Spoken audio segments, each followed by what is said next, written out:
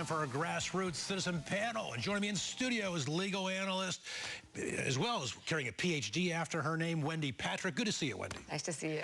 And also in studio, as he was previously, is radio talk show host Ethan Behrman. Ethan can be heard on the giant KSFO radio station in San Francisco. You are also syndicated with the GNC network, and you're author of an upcoming book called Liars and Whores: How Big Government and Big Business Are Looking Out for Their Own Asses, Not Yours. Oh, boy.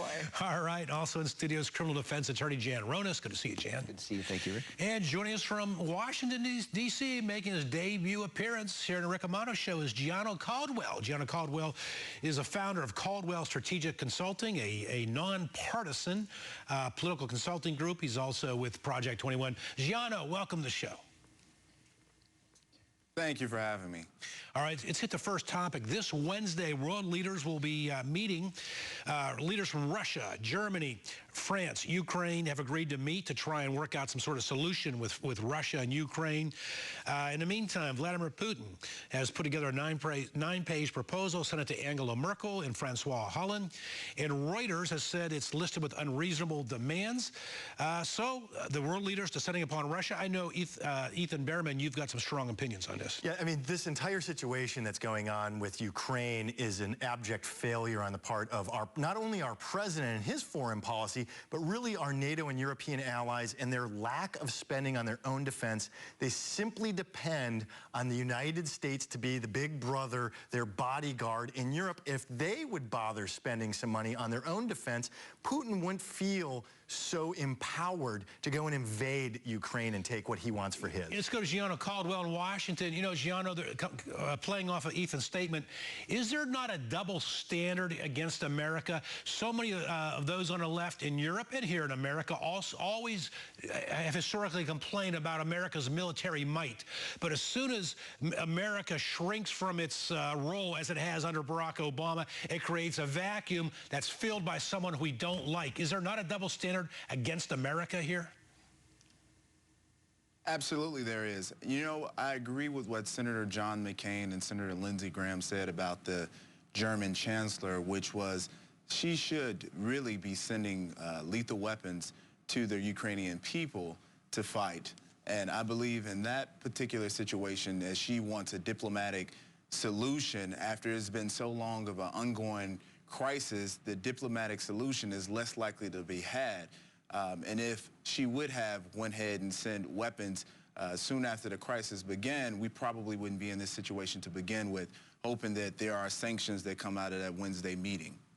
Jan Ronas, I'm going to go out on a limb here and say that you're going to disagree with our previous comments of our two previous guests. Absolutely. Listen, this is obviously a flashpoint part of the world. It's obviously a serious problem for the United States. There's plenty of time to try to resolve this issue. The last thing anybody wants, particularly Europe, is a shooting war with Russia. So I don't know what the big harm is in at least trying to negotiate some resolution of this matter. But what about, that's a great point. No one wants a war, but what about Ethan's point that America under Barack Obama pulling back its military might, apologizing for its military might, has created a vacuum for Vladimir Putin? The United States hasn't pulled back its military might. We still have bases in Europe. We have ships stationed in that entire region. We still have missiles pointed at Russia. But Poland, we don't want, of course we do, but no, we don't. But we do have missiles pointed at the Soviet Union. They have missiles pointed at us, and we certainly don't want to be put in a position of being able to only respond by nuclear weapons. That's just an absolute absurd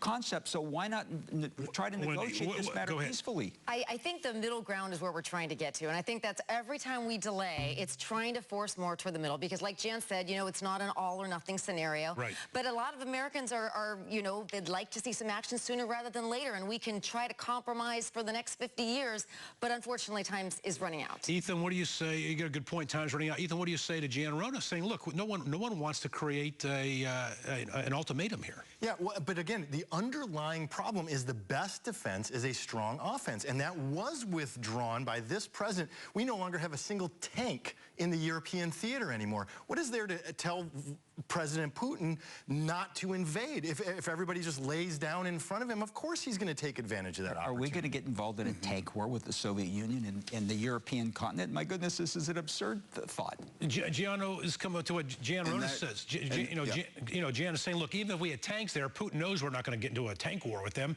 so it's all theater if we put equipment there. How do we respond to that?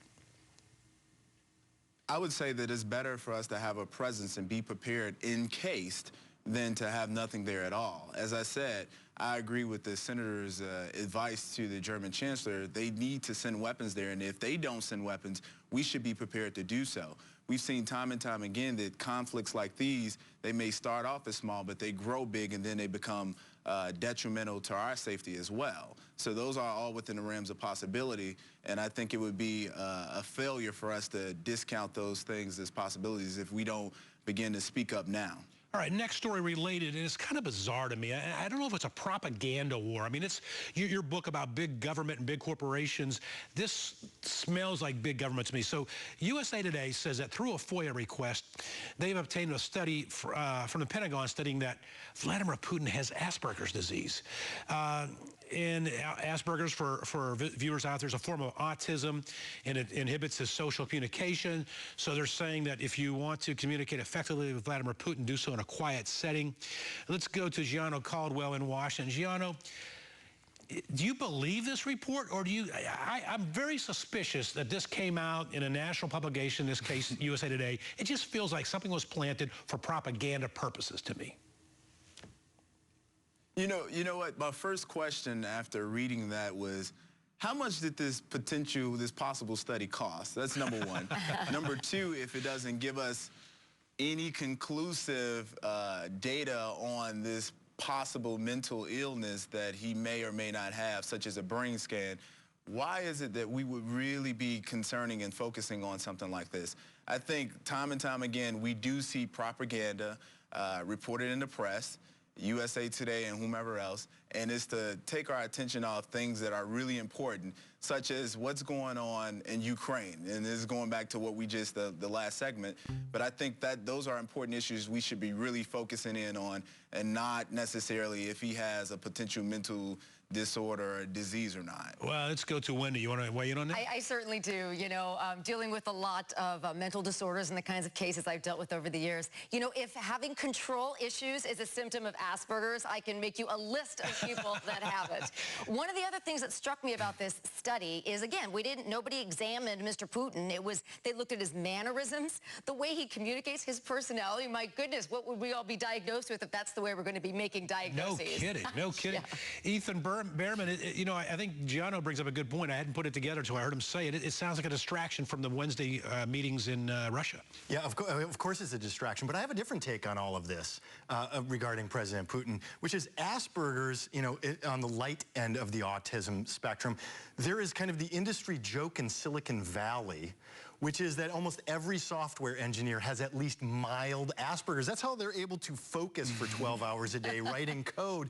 But not only that, maybe that's what gives Vladimir Putin the ability to focus on his goal, which is to take the Ukraine. Gian Ronas, there are a lot of Russians that are well adept at high-tech skills like computer programming. Maybe Ethan's onto something. You're taking I share Wendy's views. Look, I'm always skeptical of profiles, psychological profiles, if conducted by the FBI or the CIA or whoever conducted this one. The fact of the matter is that Putin is just representative of a long history of strong, autocratic, dictatorial leaders going back to the Romanovs and through the communist era in the Soviet Union, so in Russia. So nothing has changed much in that regard, and he's just another in the long list of kind of mad, you know, dictators. Yep. Okay, when we come back, Democrats are angry over Benjamin Netanyahu being invited to Congress, and now the Israelis say, well, listen, we weren't told that the